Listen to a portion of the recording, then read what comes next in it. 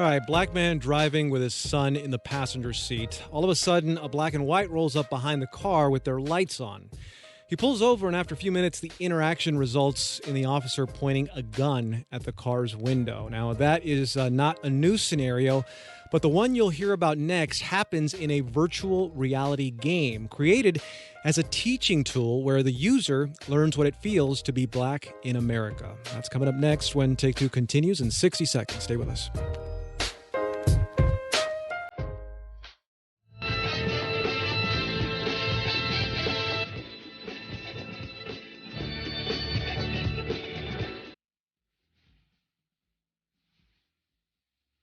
Back now with more Take Two on 89.3 KPCC and kpcc.org. I'm A Martinez.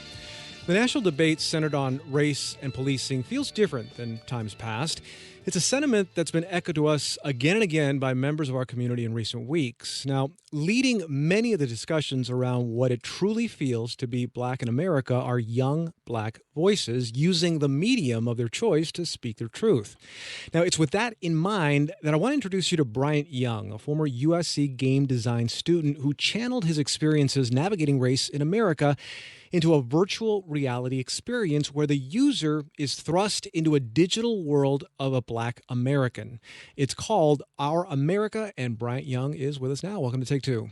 Thanks. I appreciate you guys having me here. Sure. Okay, so when someone puts on a VR headset to experience Our America, what sort of world are they going to find themselves in? Walk us through what they'll be seeing and hearing. So the first thing that happens is you'll hear the music start to play. It's just some background music trying to get you settled, used to the whole entire environment. And then you look down, you see your hands, you see a nice car, you see your son to your right, and then you see the neighborhood. The neighborhood's kind of like the suburbs. It's a sunny day. It looks like it's gonna be very peaceful, very welcoming, very just kind of American dream type deal. Mm-hmm. And what's happening with the people in the car? So your son Malcolm is coming into the car, and he's missed the bus for like the third time this week, and you got to take him to school.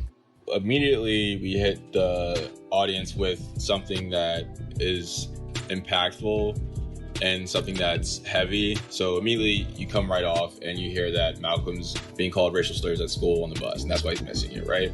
So that's where it all starts. And then from there, we build on to, it's not just about Malcolm being teased on the bus and missing the school bus anymore. Now you're trying to console him.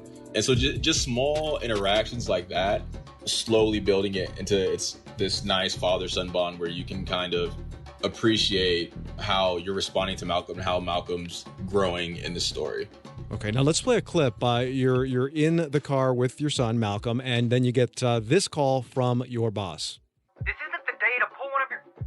You know what? 3 of our very most important clients are waiting in that conference room.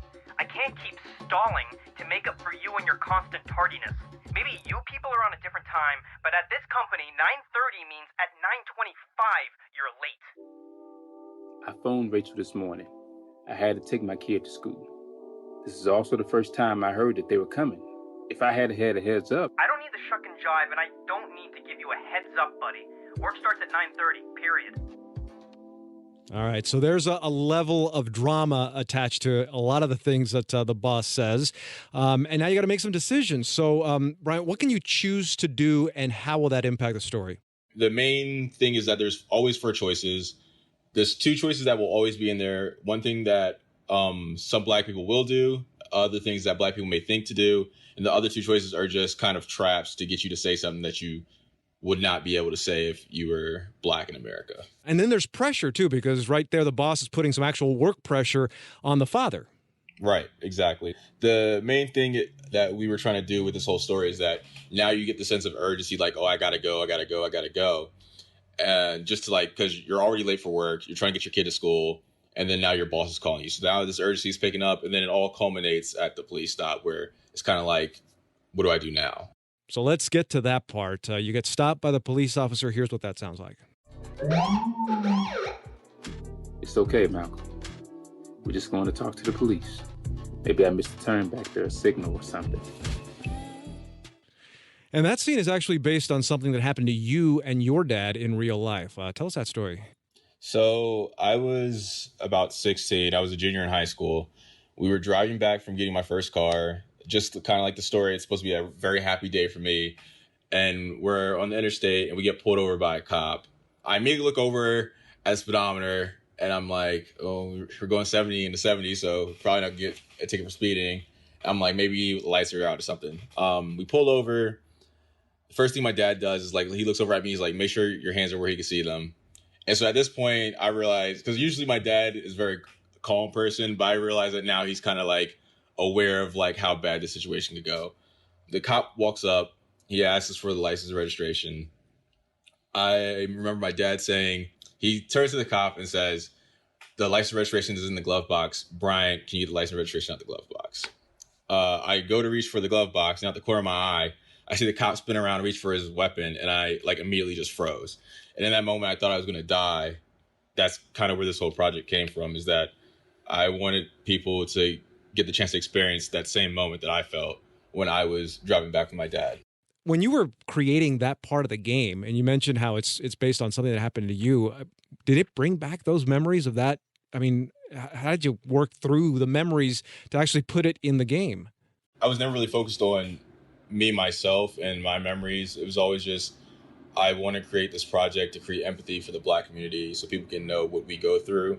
And then also make sure that when someone else who's not Black or a person of color gets into the headset, they can also experience it and have the same emotions that we have.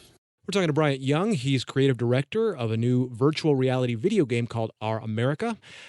Who is the audience for this VR experience? Who do you imagine would benefit the most? I think that it has something for everyone. So a lot of times in the game industry, it's hard to find a protagonist that is a minority, right? So that's definitely something for people of color, is that they have someone to identify with in this project. But then also, on the other hand, people that aren't necessarily going to go through something like this and don't necessarily identify with a Black father, the whole idea is that when you put on the headset and you're not a person of color, that you look down and you see that you're a Black man.